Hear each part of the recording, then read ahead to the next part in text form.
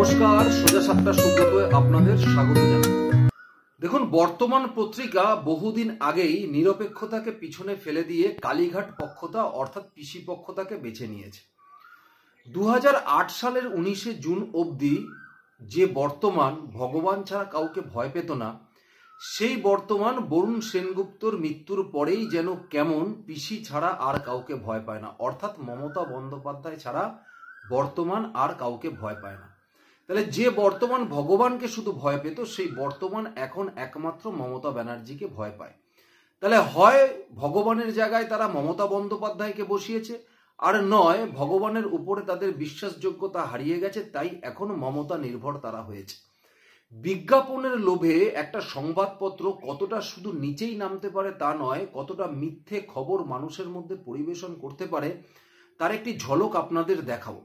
দেখুন, এখনো যখন আপনারা গ্রামে গঞ্জে যাবেন না, গ্রামে গঞ্জে গিয়ে যখনই কোনো চায়ের দোকানে এক কাপ চা অর্ডার দিয়ে সেখানে টেবিলে বসবেন, দেখবেন টেবিলের ওপরে বর্তমান পেপারটা রাখা থাকে, এবং সেই পেপারে যখন আপনি চোখ বোলাবেন না, দেখবেন চোখ বোলাতে বোলাতে আপনি বুঝতে পারবেন যে এই বর্তমান পেপারটি এই মুহূর্তে দাঁড়িয়ে কেন্দ্রীয় সরকার বিশেষ করে মোদিকে শুধুমাত্র বাপমা তুলে গালাগালি দিতে বাকি রাখে, এবং খবরগুলোকে এমনভাবে মিথ্যে আকারে পরিবেশন করে মানুষের মধ্যে, যাতে কোনো না কোনো মানুষ বা গ্রামের দিকে কম বোঝা মানুষ, যারা সেই পরিমাণ বুদ্ধি যাদের মধ্যে নেই, যারা মনে করে যে এখনো পর্যন্ত যে বর্তমান পেপারটা হয়তো আগেকার মতোই আছে, যে পেপারটা পড়লে আমরা সঠিক খবরটা জানতে পারবো, হয়তো বরুণ সেনগুপ্তর সেই ছায়া এখনো বর্তমান পেপারে আছে।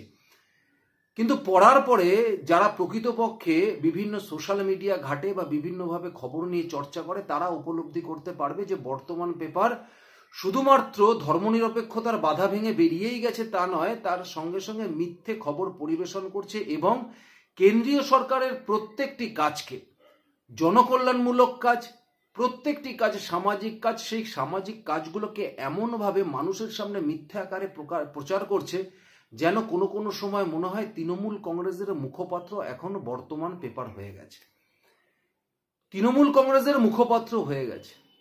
হঠাৎ করে চোখ রাখতে রাখতে দেখলাম বর্তমান পেপারে একটি হেডলাইন করেছে, যে হেডলাইনে লিখেছে যে কোনোভাবেই বাংলার প্রাপ্য দেওয়া হবে না, ব্লুপ্রিন্ট তৈরি মোদী সরকারের।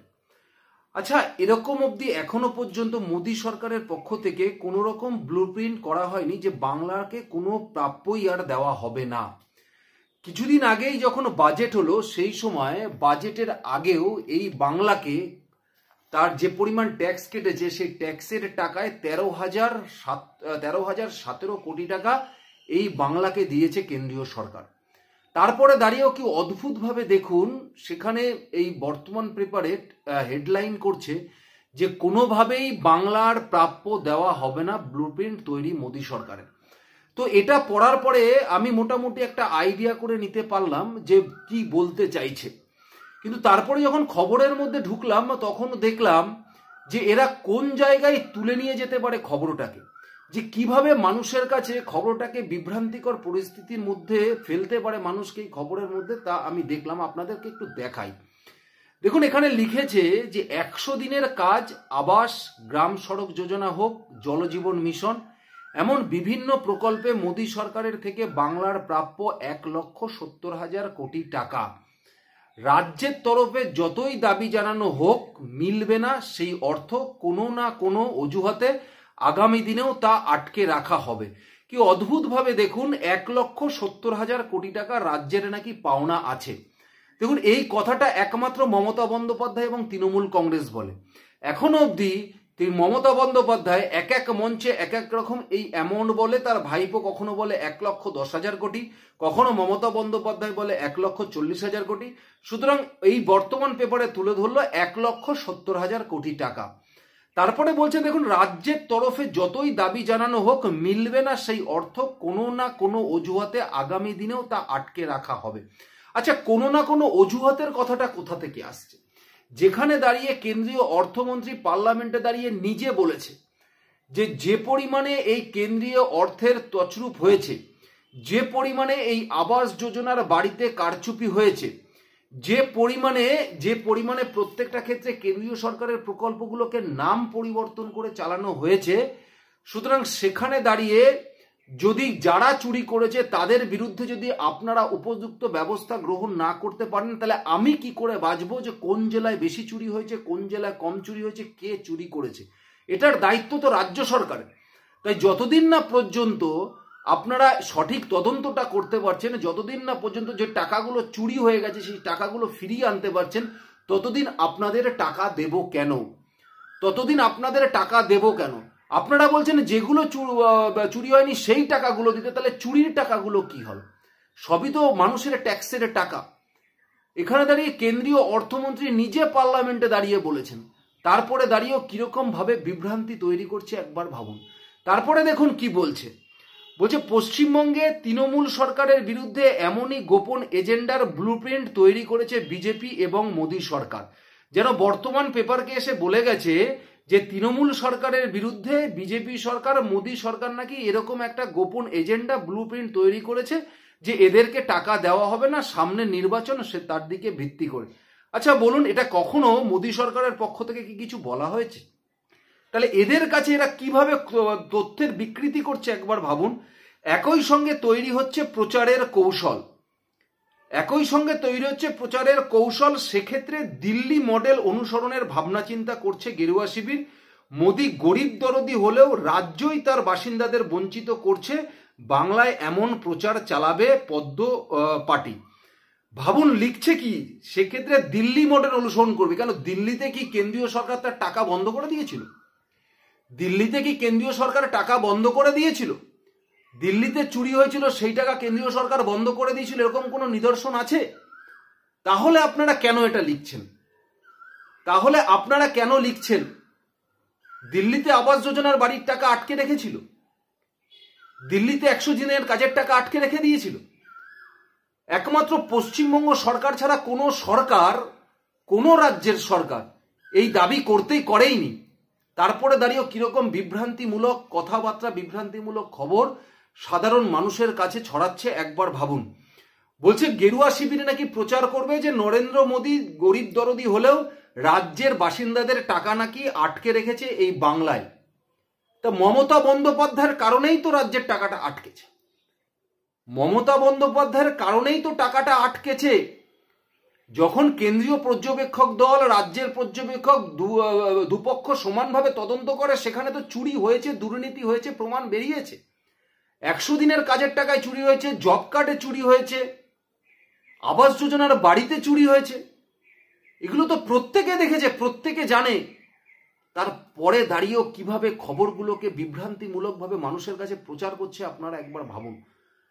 তারপরে বলছে যে উদাহরণ হিসাবে তুলে ধরা হবে এ রাজ্যে চালু না হয় আয়ুষ্মান ভারত, প্রধানমন্ত্রী ফসল বীমা যোজনার কথা। মঙ্গলবার রাজারহাটে কর্পোরেট ভবনের উদ্বোধন করবেন কেন্দ্রীয় অর্থমন্ত্রী নির্মলা সীতারামন। সূত্রের খবর, পরে শহরে এক অনুষ্ঠানে তিনি তুলে ধরবেন বাংলার প্রতি কেন্দ্রের উদারতার তথ্য। ভাবুন, নির্মলা সীতারামন আসবে শহরে একটি কর্পোরেট অফিস উদ্বোধন করতে, তারপরে নাকি সাংবাদিকদের সামনে বসে তিনি নাকি তুলে ধরবেন যে বাংলার কিভাবে চুরি করেছে সেইগুলো তারা আগে থেকেই তা জেনে গেছে। নির্মলা সীতারামন এসে কি বলবেন সেটা নাকি আগে থেকে এদেরকে জানিয়ে দেওয়া হয়েছে, এমন ভাব করছে যে এরা জেনে সেটা বসে আছে। ভাবতে পেরেছেন? বলছে পাশাপাশি বাংলার বকেয়া না মেটানোর জন্য কেন্দ্র নয় নবান্ন দায়ী, এমনই দাবি মোদী সরকারের অর্থমন্ত্রীর বক্তব্যে গুরুত্ব পাবে বলে জানা গিয়েছে। মানে অর্থমন্ত্রীর বক্তব্যে নাকি গুরুত্ব পাবে যে এই কেন্দ্রীয় সরকারের যে টাকা যে বাকি আছে এর জন্য একমাত্র দায়ী থাকবে নবান্নই, এটাই নাকি উনি এখানে এসে প্রচার করবে। অর্থনীতির বক্তব্যে নাকি গুরুত্ব পাবে। অর্থমন্ত্রী যেন আগে থেকে বর্তমানকে ফোন করে বলে দিয়েছে।